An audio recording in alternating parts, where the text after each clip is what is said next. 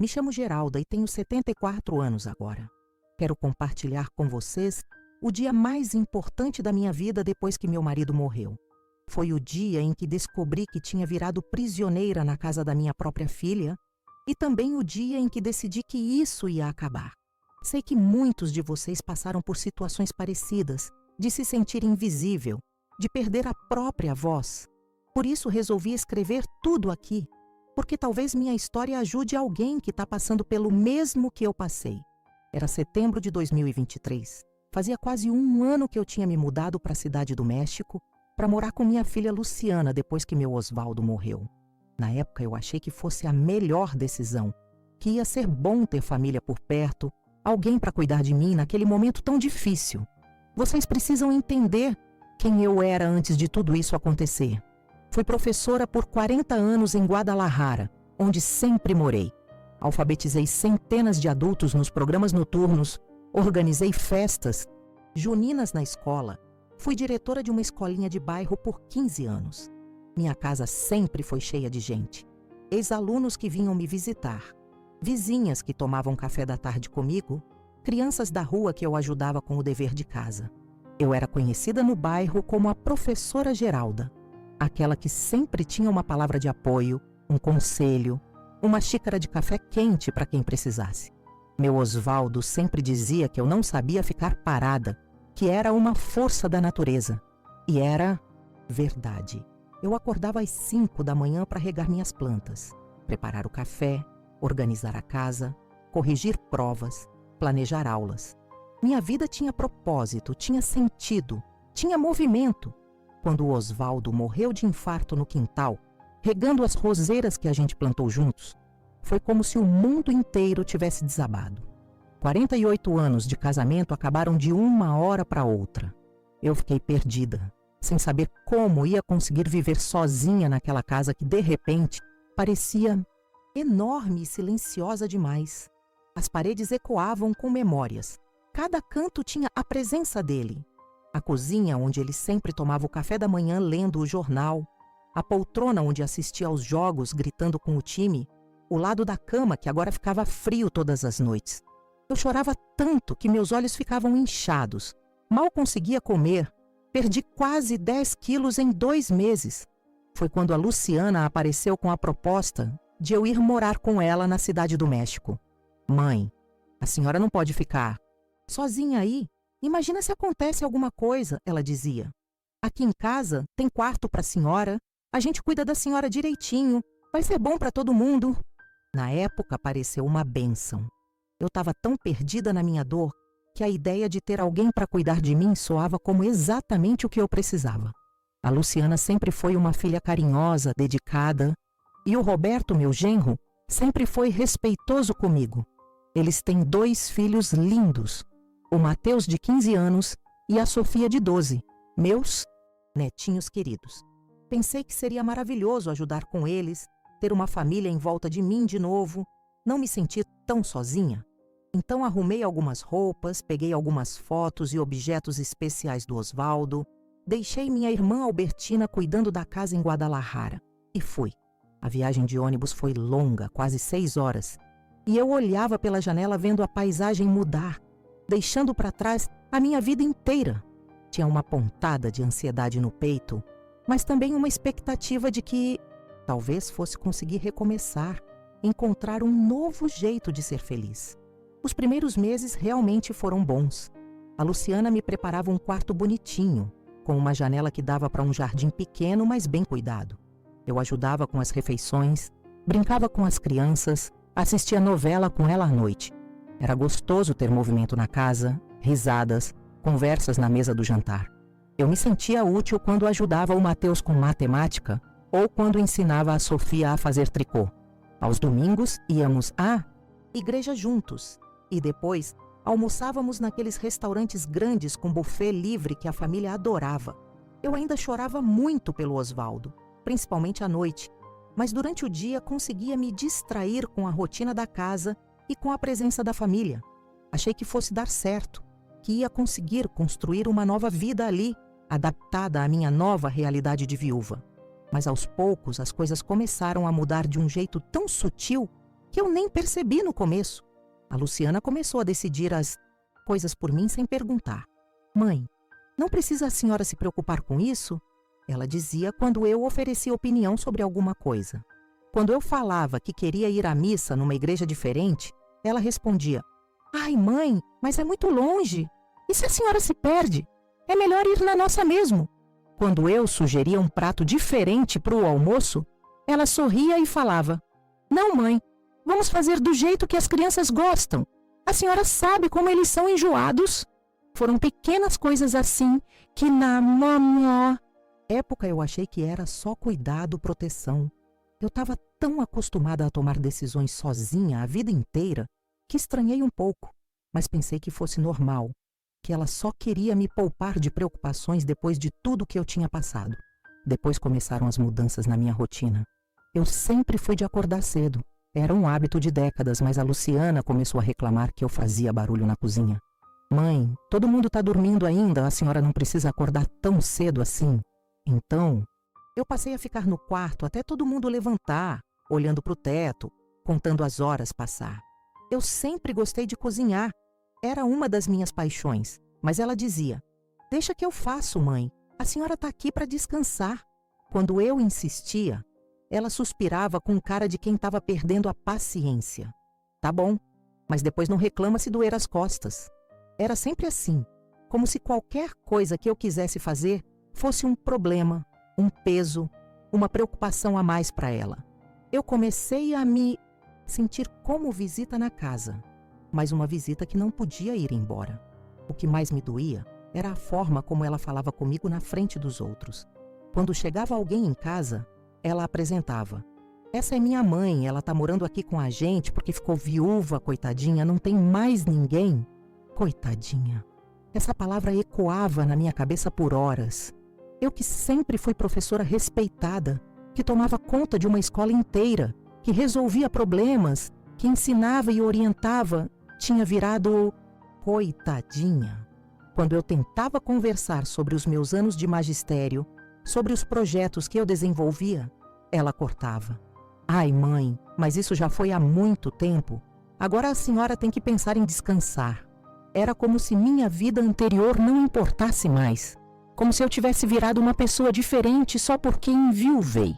Como se eu tivesse perdido minha identidade junto com meu marido. A situação foi ficando cada vez mais pesada quando eles começaram a me tratar como empregada da casa. Não era dito abertamente, mas ficou bem claro. Mãe, já que a senhora está em casa, pode dar uma olhada na roupa que está no varal. Mãe, será que a senhora não pode passar umas camisas do Roberto? É que eu vou chegar tarde hoje.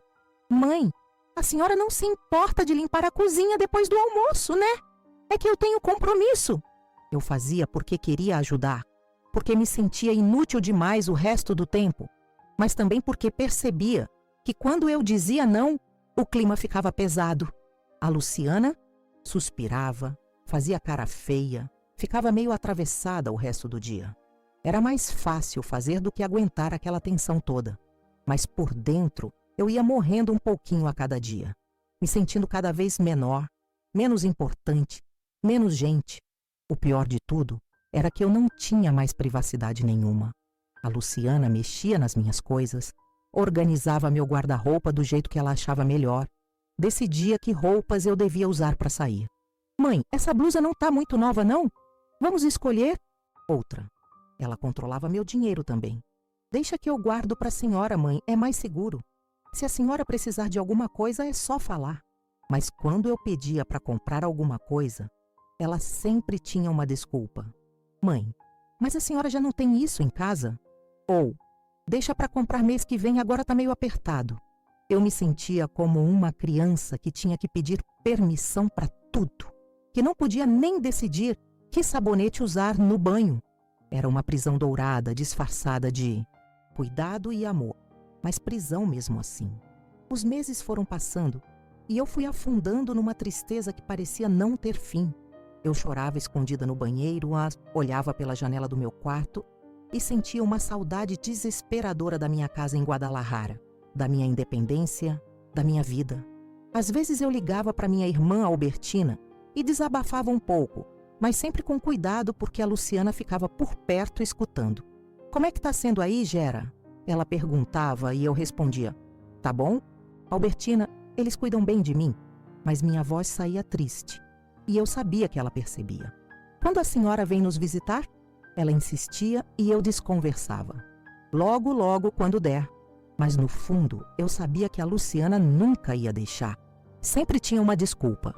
Ai, mãe, mas é longe demais. E se acontece alguma coisa na estrada? É melhor eles virem aqui. Foi assim que chegou aquele dia que mudou tudo. Era uma quinta-feira de setembro. Lembro como se fosse ontem. Eu acordei mais cedo que o normal, umas 5:30 da manhã, e fiquei olhando para o teto, escutando os barulhos da casa. O Roberto saindo para o trabalho, a Luciana arrumando as crianças para a escola, a porta batendo, o carro saindo da garagem. Depois o silêncio. Eu levantei, fui para o banheiro, escovei os dentes, fiz xixi, penteei o cabelo. Tudo muito devagar, porque eu não tinha pressa para nada, não tinha nada importante para fazer. Desci para a cozinha e fiz um café fraquinho, do jeito que eu não gostava, mas que era o único que sobrava na lata. Sentei na mesa pequena da cozinha, porque a mesa da sala de jantar era só para a família mesmo, e fiquei mexendo o café sem vontade de beber. Foi quando escutei a campainha tocar. Achei estranho, porque era muito cedo ainda para a visita. Ouvi a Luciana descendo a escada correndo, falando, já vou, já vou. Pela voz, deu para perceber que ela estava esperando alguém. Abriu a porta e entrou uma voz de homem que eu não conhecia. Oi, Luciana. Trouxe os documentos que você pediu. Aqui. Bom, entra aí para a gente conversar melhor. Eles foram para a sala e começaram a falar baixo, mas eu conseguia escutar algumas palavras de onde eu estava. Falavam sobre papéis, sobre internação, sobre médico. Meu coração começou a bater mais forte. Eles estavam falando de mim? Eu levantei devagar da cadeira e me aproximei um pouco da porta da cozinha, tentando escutar melhor sem fazer barulho. É que a situação está ficando insustentável, eu escutei a Luciana falar. Ela está cada vez mais estranha, fica falando do passado o tempo todo, reclama de tudo, parece que não está bem da cabeça mesmo. O homem respondeu alguma coisa que eu não entendi direito, mas a voz dele era profissional, como de médico ou advogado. Olha, não é fácil, continuou a Luciana, mas eu acho que chegou a hora de tomar uma decisão. Ela não tem mais condição de ficar sozinha e aqui em casa ela está ficando muito dependente, muito chorona. O Roberto está perdendo a paciência também. Diz que ela está afetando as crianças com essa tristeza toda. Eu senti como se tivesse levado um soco no estômago. Eles estavam falando de me internar, de me mandar para algum lugar. E pior, eles achavam que eu estava com problemas mentais. Consegui escutar mais um pouco da conversa. Ela fica inventando que a gente não deixa ela fazer nada, mas é porque ela não tem mais capacidade mesmo, falou a Luciana. Outro dia ela queria ir no mercado sozinha, imagina. Com a idade dela pode se perder, pode cair, pode ser assaltada. E fica reclamando que não pode cozinhar, mas ela esquece o fogo aceso. Já aconteceu 2 vezes. É perigoso. Meu sangue gelou. Eu nunca esqueci fogo aceso nenhuma vez. Eles estavam inventando coisas. E essa mania de ficar falando dos alunos dela, como se ela ainda fosse professora, é meio triste, sabe? Acho que ela não aceita que já passou dessa fase. O homem murmurou algo concordando e eu escutei papéis sendo mexidos. Vou deixar esses formulários aqui para vocês darem uma olhada. Não precisa decidir hoje, mas é bom ir pensando. Eu voltei para a cadeira da cozinha em estado de choque total. Minhas mãos tremiam tanto que eu mal conseguia segurar a xícara. Eles achavam que eu estava louca. Eles queriam me internar em algum lugar. E o pior, eles estavam distorcendo tudo o que eu fazia, transformando minha saudade em doença, minha vontade de independência em perigo, minha identidade de professora em delírio de velhice. Eu fiquei ali sentada, tentando processar o que tinha escutado, sentindo uma mistura de raiva, medo e tristeza que parecia me sufocar. Como que minha própria filha, que eu criei com tanto amor, podia estar falando de mim daquele jeito? Como que ela podia estar planejando me mandar embora, me trancar em algum lugar, me tratar como se eu fosse um problema a ser resolvido?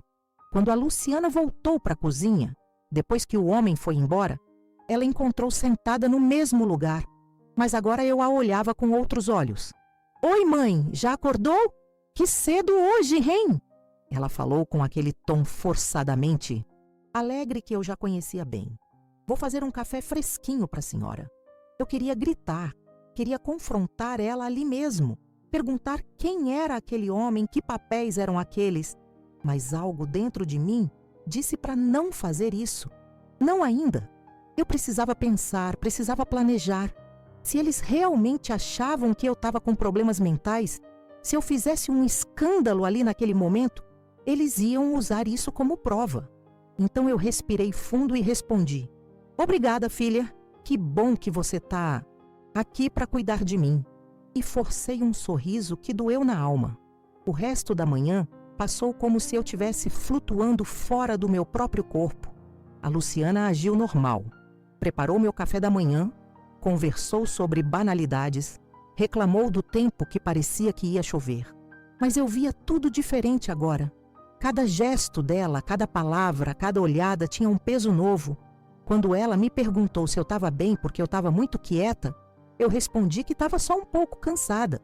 É mesmo, mãe, a senhora tem dormido mal ultimamente. Vou marcar um médico para a senhora. Pode ser que precise de algum remédio para dormir melhor. Remédio. Mais uma forma de controle. Eu só balancei a cabeça concordando, mas por dentro eu estava gritando. Como que eu tinha deixado chegar nesse ponto? Como que eu tinha sido tão ingênua de não perceber o que estava acontecendo? Quando deu meio-dia e a Luciana foi buscar as crianças na escola, eu corri para o meu quarto e me tranquei lá dentro. Precisava pensar, precisava entender o que eu ia fazer. Sentei na beirada da cama olhando para a janela, para aquela árvore que eu tanto admirava. A única coisa bonita que eu conseguia ver dali.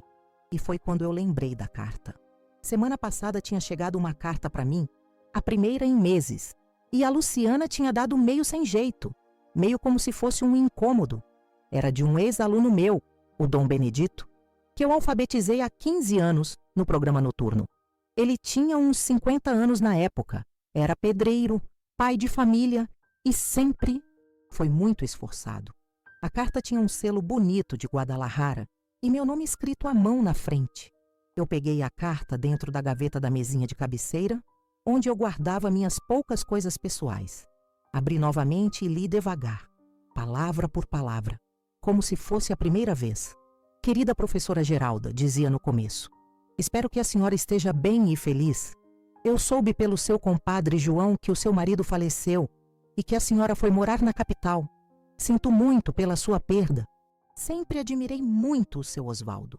Ele contava que tinha conseguido um emprego melhor numa empresa de construção, que o filho mais velho tinha entrado na universidade, que a família estava bem. Tudo isso eu devo à senhora que me ensinou a ler e escrever quando eu já achava que era tarde demais. A senhora sempre dizia que nunca é tarde para recomeçar, que a vida sempre oferece novas oportunidades para quem tem coragem de agarrar. Mas foi a parte final da carta que me atingiu como um raio naquele momento.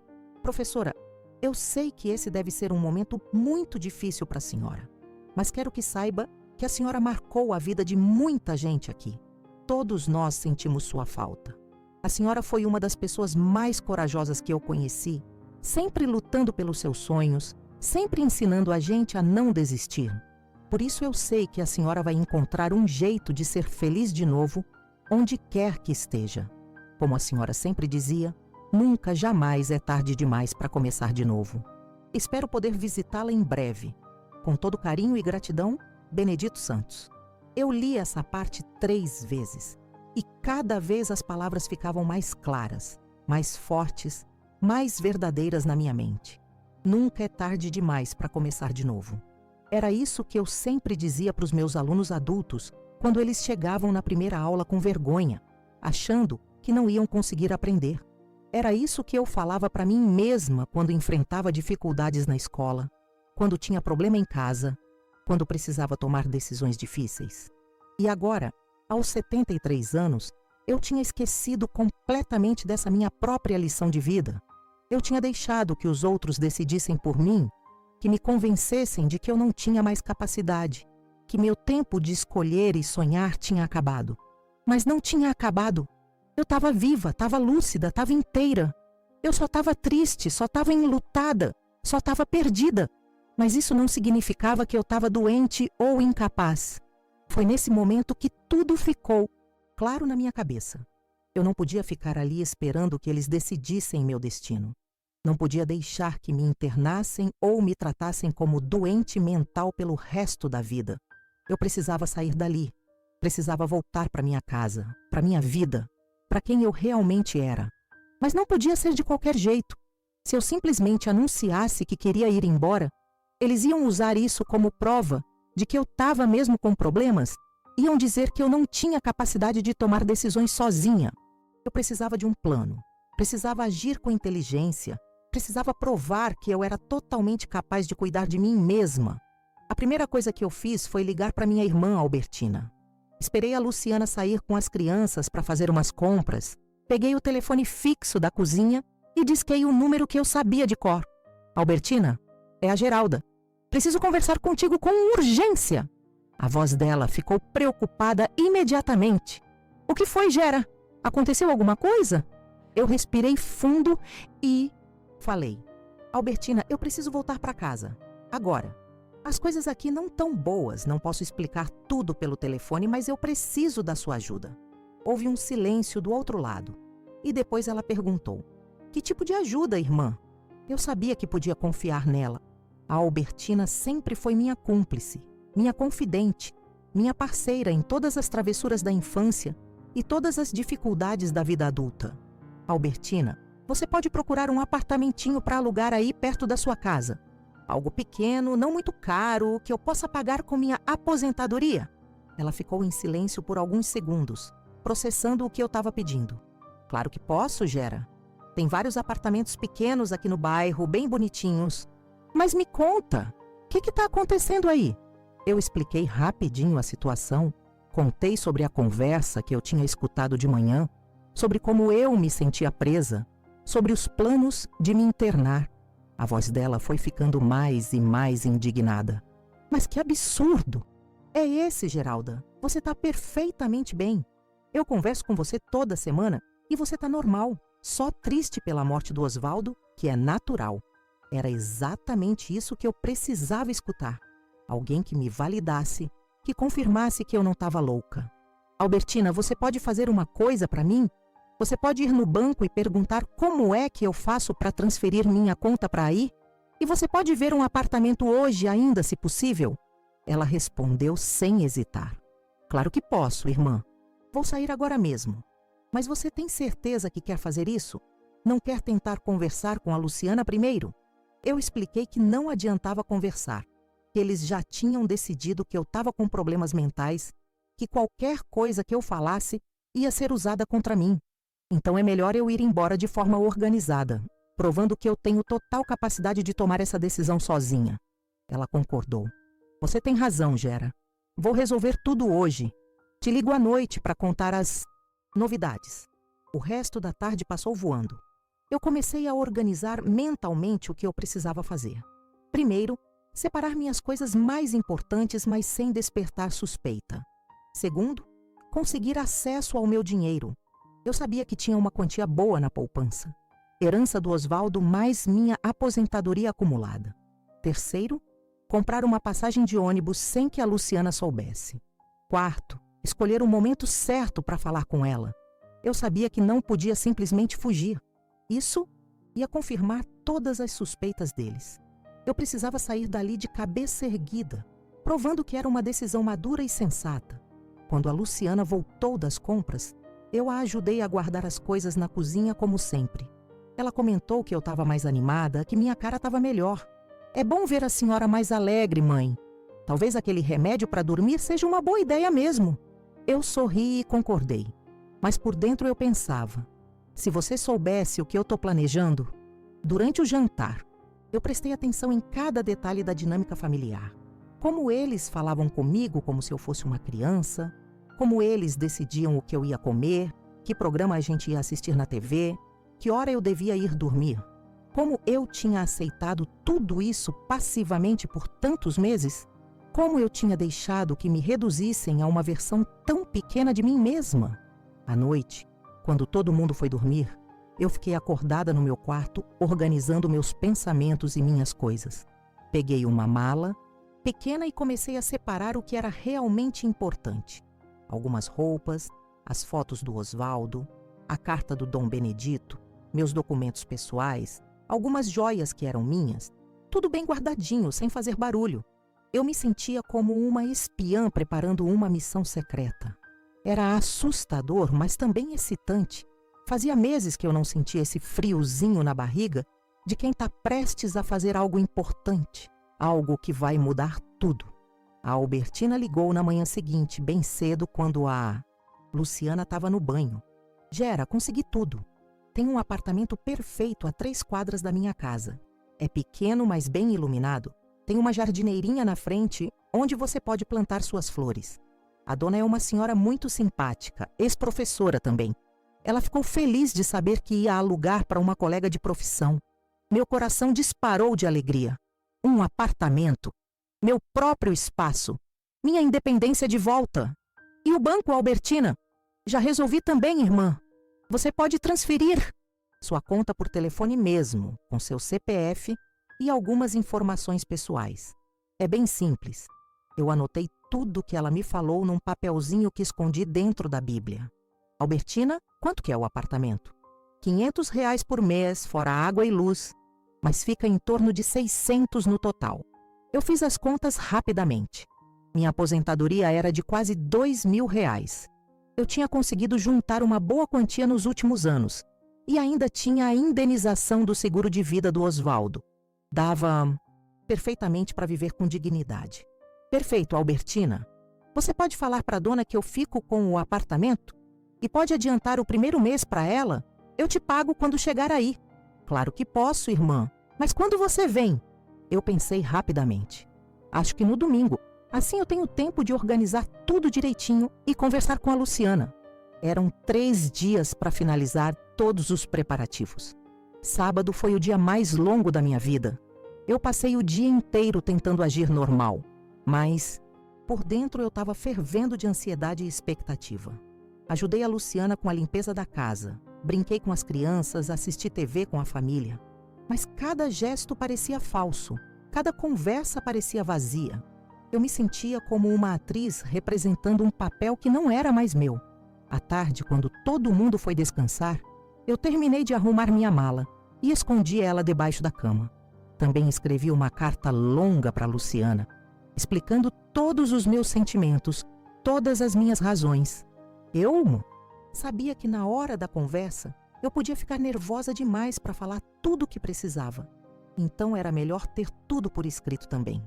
Domingo amanheceu com um sol lindo, como se o próprio céu estivesse me dando força para o que eu ia fazer.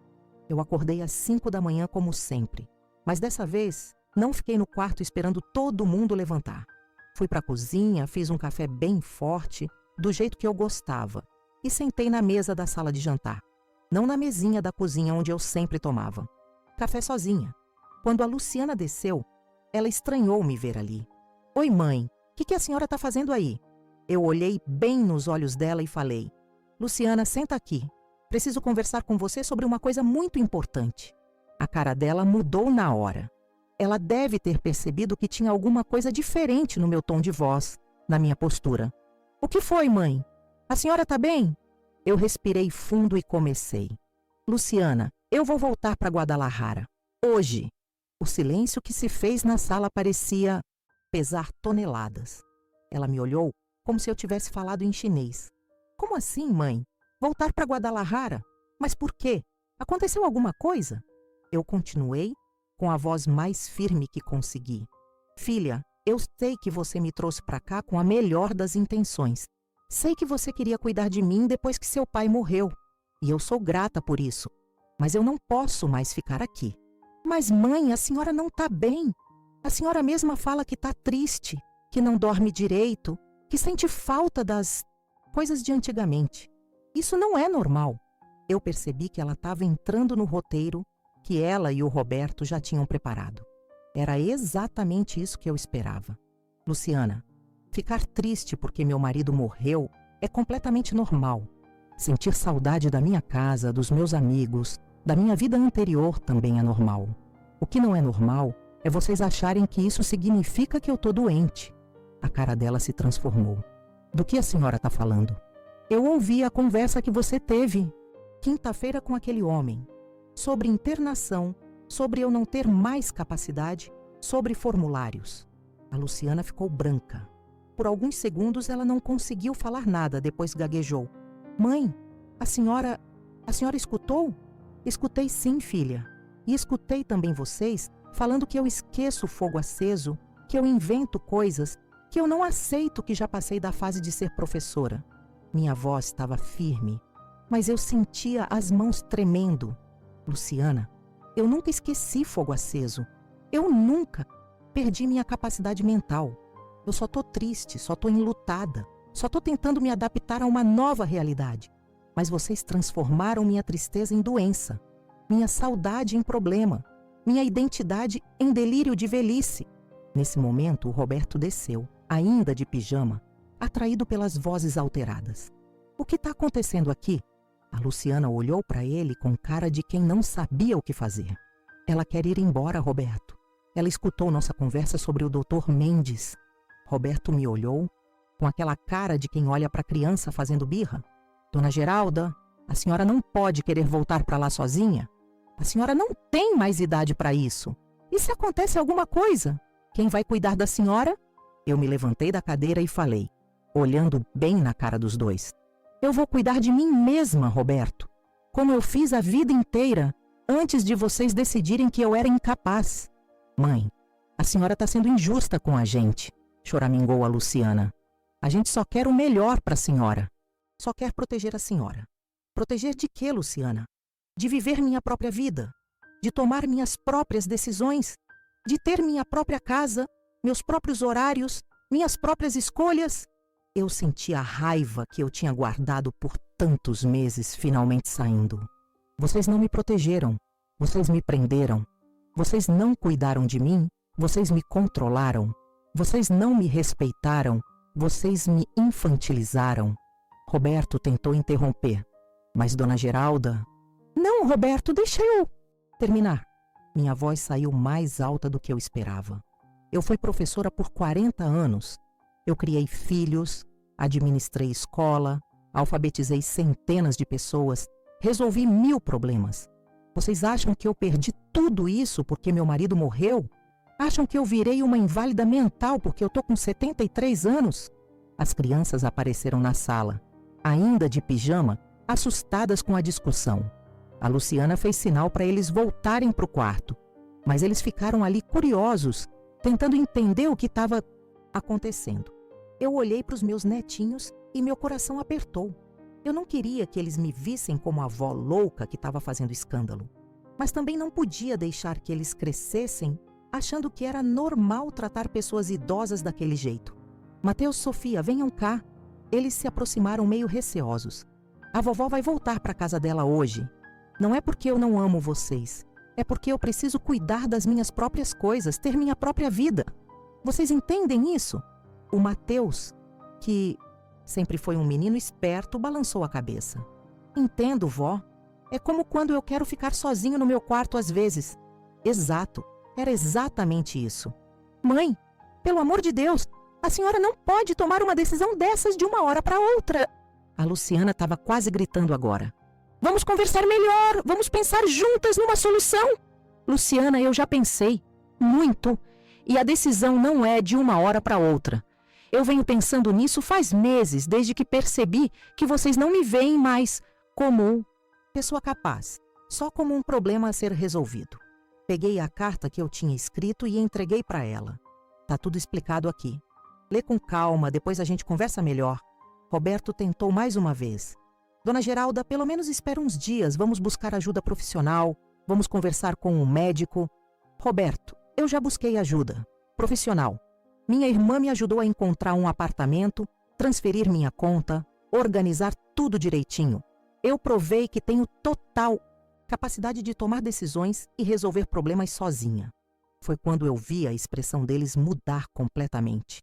Eles perceberam que eu não estava falando por impulso, que eu tinha planejado tudo, que eu realmente ia embora. A senhora já tem apartamento? Perguntou a Luciana incrédula. Tenho. Pequeno, mas suficiente para mim. Perto da casa da Albertina, num bairro que eu conheço, onde eu posso andar a pé, fazer minhas compras, encontrar pessoas conhecidas. E dinheiro? A senhora tem dinheiro para se manter? Tenho minha aposentadoria, tenho minhas economias, tenho o seguro do seu pai. Posso viver dignamente sem depender de ninguém. Roberto e Luciana se entreolharam como se estivessem vendo um fantasma. Era como se fosse impossível para eles imaginar que eu pudesse ter pensado em tudo, resolvido tudo, tomado uma decisão tão importante sem a ajuda deles. Mãe, mas e se a senhora se arrepender?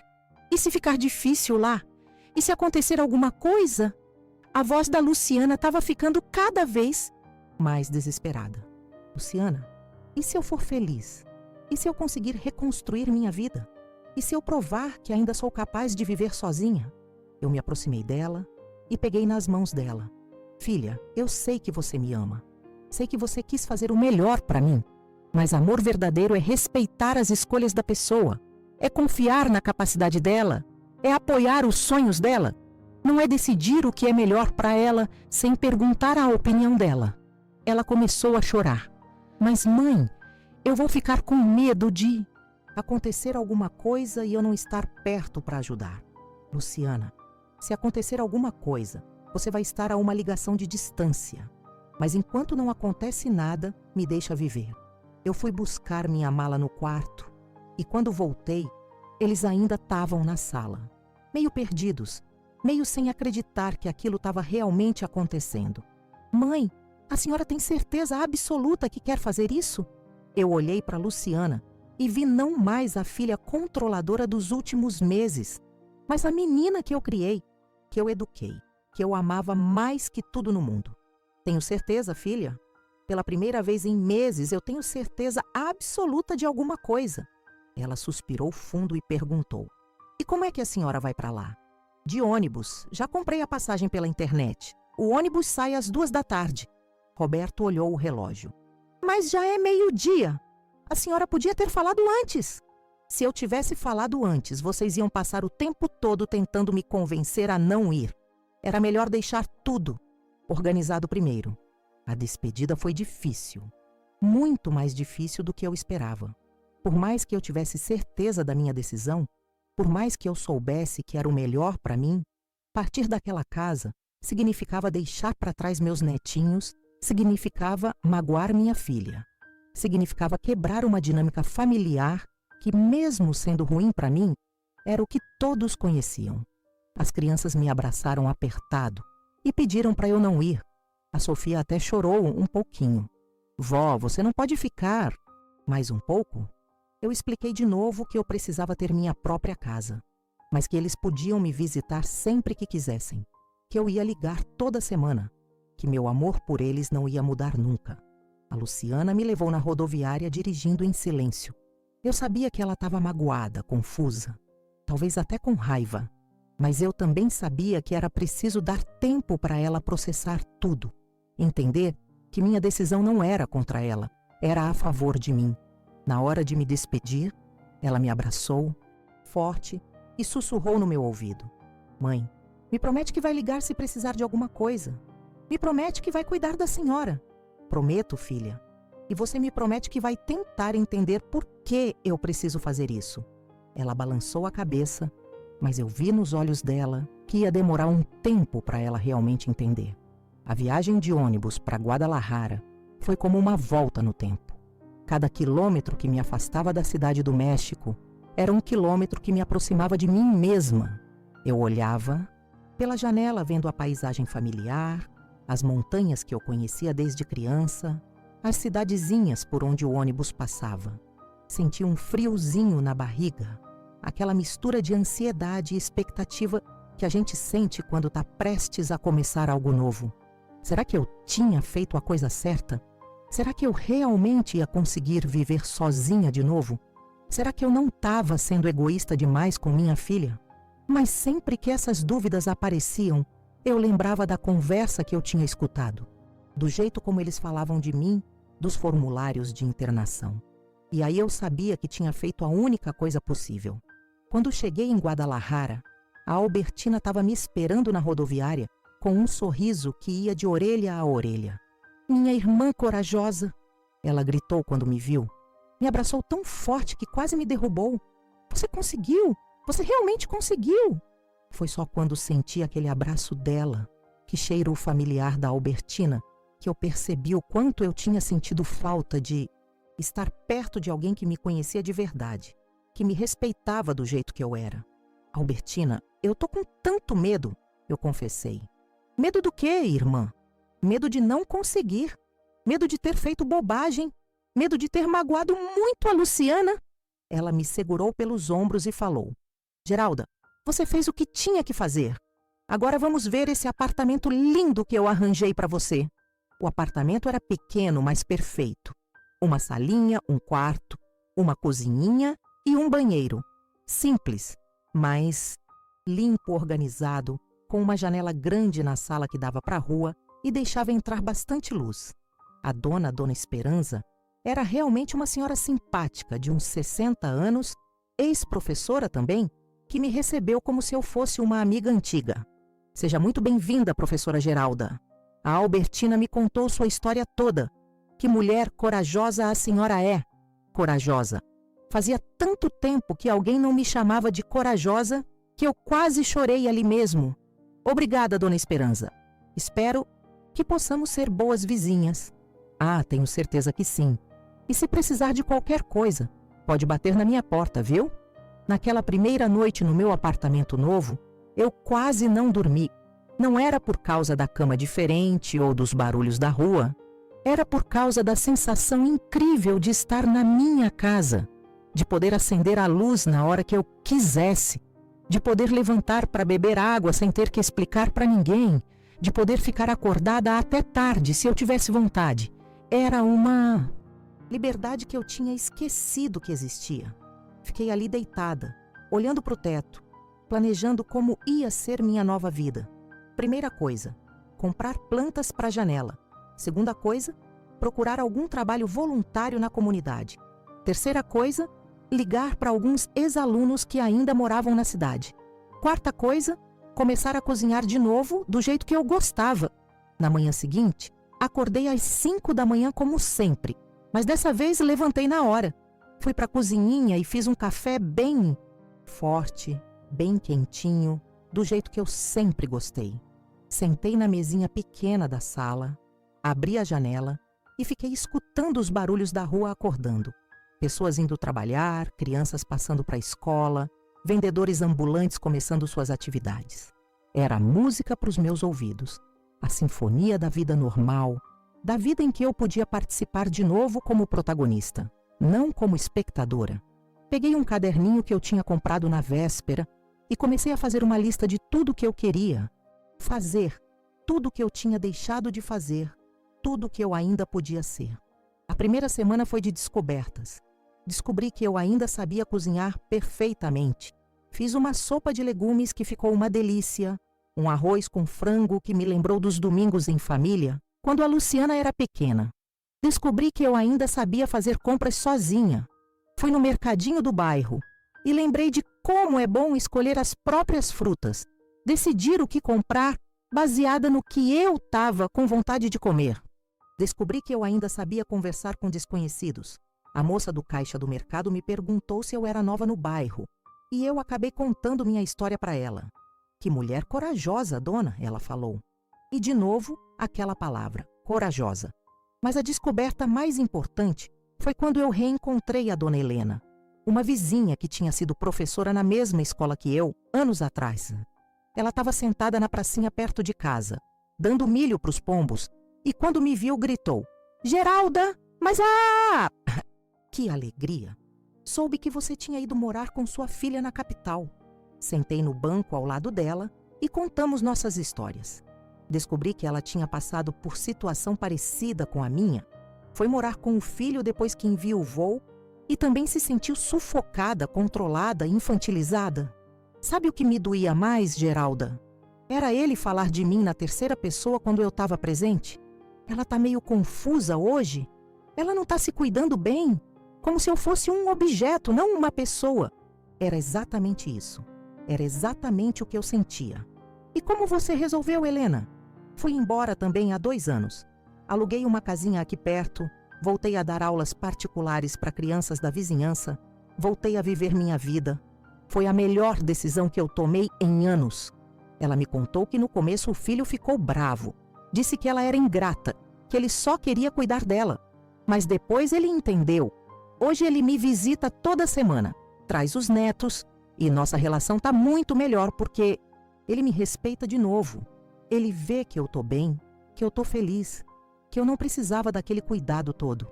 Ouvir a história da Helena me deu uma esperança imensa de que eu também podia reconstruir minha relação com a Luciana, baseada no respeito mútuo. 2 semanas depois que eu cheguei, recebi a primeira ligação da Luciana. Eu estava regando as plantas que tinha comprado para a janela quando o telefone tocou. Mãe, como é que a senhora tá? A voz dela estava diferente, menos controladora, mais respeitosa. Tô bem, filha, muito bem. A senhora tá comendo direito? Tá tomando os remédios? Luciana, eu nunca tomei remédio nenhum, lembra? Vocês que queriam me dar remédio para dormir. Houve um silêncio constrangido. É verdade, desculpa, mãe. Conversamos por quase 1 hora.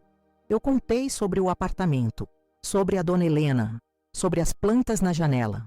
Ela contou sobre as crianças, sobre o trabalho, sobre como a casa estava estranha sem mim. Mãe, posso confessar uma coisa? Eu sinto sua falta, mas também estou vendo que a senhora está certa. A senhora parece mais a senhora mesma de novo. 3 meses depois, a Luciana veio me visitar com as crianças. Foi emocionante ver meus netinhos correndo pelo apartamento, explorando minha nova casa, conhecendo a dona Helena que virou minha grande amiga. A Luciana olhava tudo com outros olhos. Ela via que eu estava cuidando perfeitamente bem de mim mesma, que eu estava saudável, alegre, ativa. Viu que eu tinha começado a dar aulas de reforço para algumas crianças do bairro, que eu participava das atividades da igreja, que eu tinha reconstruído uma vida social rica e significativa. Mãe, eu preciso pedir desculpas. Eu realmente achava que estava fazendo o melhor para a senhora, mas agora eu vejo que estava errada. Foi a conversa mais honesta que a gente já teve. Luciana, você não estava errada por me amar, nem por querer cuidar de mim. Você estava errada por achar que cuidar significa controlar. Explicei para ela a diferença entre apoio e sufocamento, entre proteção e prisão. Quando uma pessoa envelhece, ela continua sendo uma pessoa. Ela pode precisar de ajuda com algumas coisas, mas isso não significa que ela perde o direito de decidir sobre a própria vida. A Luciana chorou muito naquele dia. Chorou de culpa, de alívio, de saudade, de amor. E eu chorei junto com ela, porque finalmente a gente estava se reconectando como mãe e filha, não como cuidadora e dependente. Hoje, 1 ano depois, posso dizer que foi a melhor decisão da minha vida. Minha relação com a Luciana está mais forte do que nunca, baseada no respeito mútuo. Ela me visita regularmente, mas sem aquela necessidade de controlar tudo que eu faço. As crianças adoram vir para cá, e eu adoro recebê-las na minha casa, do meu jeito. Voltei a me sentir útil e respeitada. Dou aulas particulares para 6 crianças da vizinhança, participo de um grupo de leitura na biblioteca, ajudo a organizar eventos na igreja. Minha casa sempre tem gente, sempre tem movimento, sempre tem vida. Mais importante que tudo, eu voltei a ser eu mesma. A professora Geralda que ensina, que orienta, que resolve problemas, que toma decisões. A mulher forte que criou filhos, que enfrentou dificuldades, que construiu uma carreira. A pessoa que tem opiniões, preferências, sonhos, planos. Eu não sou mais a coitadinha que perdeu o marido e precisa de cuidado. Eu sou a Geralda que perdeu o marido, mas escolheu reconstruir sua vida, que aos 73 anos teve coragem de começar de novo, que provou para si mesma e para os outros que nunca é tarde para tomar as rédeas da própria existência. A frase do Dom Benedito virou meu mantra. Nunca, jamais é tarde demais para começar de novo. Colei ela na geladeira onde eu vejo todos os dias. E é verdade. Não importa a idade que você tem, Não importa quantas pessoas te dizem que você não tem mais capacidade. Não importa quantos obstáculos aparecem no caminho. Se você ainda tem sonhos, ainda tem vontade de viver, ainda tem amor próprio suficiente para lutar pela sua dignidade, nunca é tarde para recomeçar. Para quem está lendo isso e se identificando com minha história, para quem está se sentindo invisível, controlado, infantilizado por pessoas que dizem que te amam, você não é louco, você não é ingrato, você não é incapaz. Você é uma pessoa humana com direito à autodeterminação, independente da sua idade. Amor verdadeiro não aprisiona. Amor verdadeiro liberta. E nunca, jamais é demasiado tarde para empezar de novo.